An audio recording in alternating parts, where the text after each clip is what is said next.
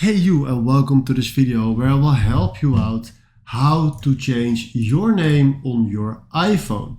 So that is your basic or your standard iPhone name. In the basics, it's just your phone type. So like I bought a new iPhone 15, then it calls iPhone 15 from or just iPhone 15, and we want to change this. So what we need to do is the next thing. We go to settings, we go to general, we go to about, and right here you see here your iOS version, your model name, and a lot of more details. Now, right now we need to change your name, so we click on name.